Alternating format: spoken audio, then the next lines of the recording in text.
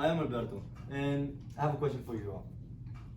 How many of you know an immigrant or know someone that knows one? Okay, I have another question for you. How many of you know that immigrant families are being separated every day, all over the world? Mostly in the U.S., but it's all over the world. Alright. Believe it or not, this is a true fact. It's happening all over the world, and mostly in the United States where we live. Immigration is a worldwide problem, and not only affects us, but it also affects the immigrants. It affects the immigrants because they not only do they leave everything behind, just to go somewhere, start from scratch and everything, but they also gotta like suffer and all that. And it affects us because once they come, it affects our economy and it affects our culture in different ways. It may be a positive way or it may be a negative way. It just depends.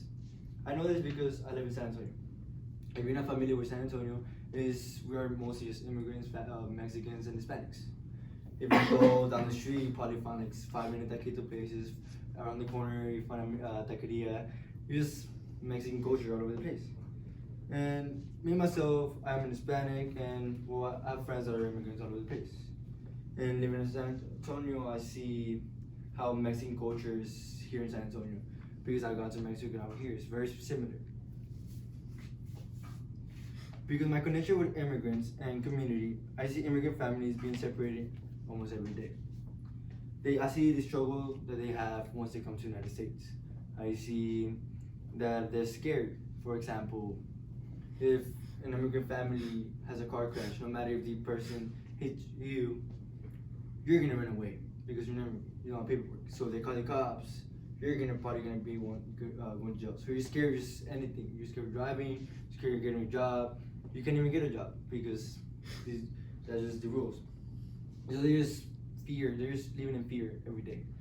I'll begin discussing causes of immigrants that they do, and how often and how they affect themselves, but not only themselves but others as well.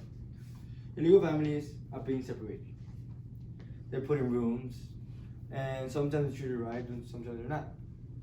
They're usually being separated after having been living in the United States or anywhere for a couple of years.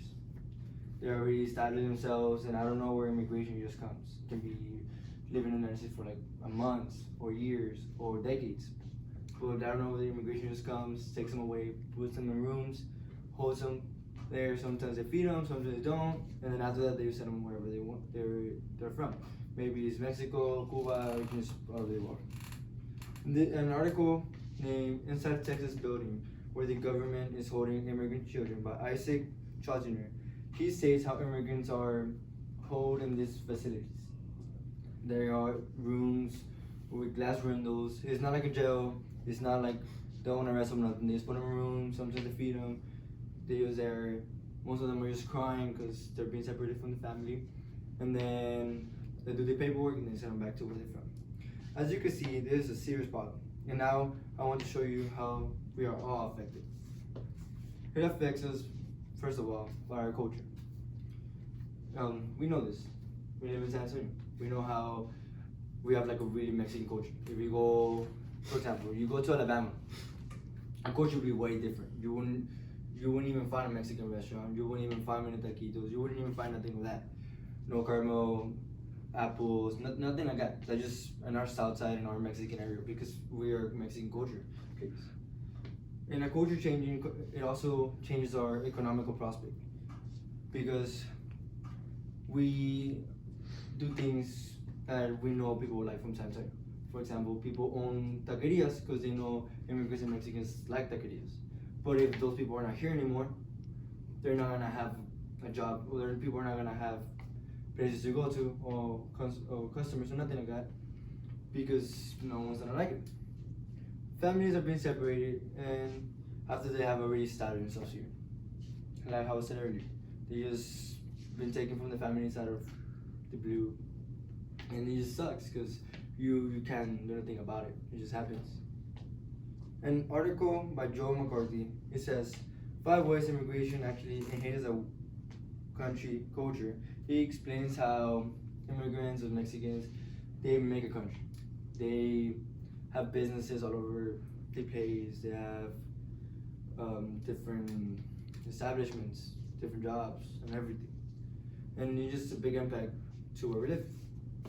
At this point, it should be clear that it is a serious problem, not only to us but to everybody. Now I will tell you about the solution to the problem. It may be a simple, it may sound too simple, but this is problem. This is the solution. Is citizenship. Once people get citizenship, well, they will have all the rights. They will have all the American rights that we have. They'll be able to live with the families here, work a good job, because they'll be able to have the Social Security and all this and all that to work. It sounds easy, but sometimes it takes a while. An article by Refugees in America named How Immigrants and Refugees Become US Citizens. It just talks about the process, how long it takes, the paperwork, just the whole concept.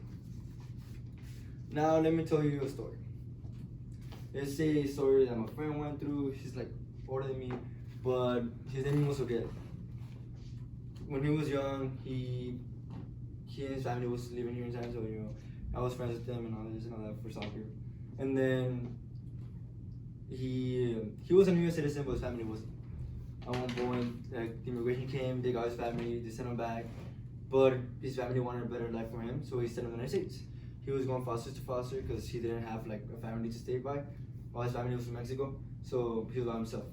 And he succeeded, but it was like just hard because his family was taken away from him, and it was just hard for that. So it was an example of like the hard things that immigrant family need to go through, because he didn't do nothing wrong, his family didn't do nothing wrong. It just happens like that, and he needs to go through all that to succeed.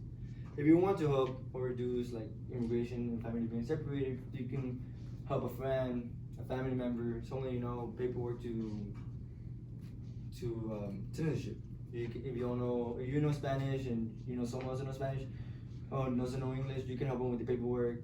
You can have meetings with them, help them research and stuff like that. Because it's a long process and people are scared to jump into that process because sometimes it may take years, sometimes it may take months, it just depends. But they're scared, but if you're there for them, they may be able to do it sooner. And the sooner they do it, they won't be afraid of living in the United States anymore. And because with this said, you can help them live an American society, an American life, and live the American dream.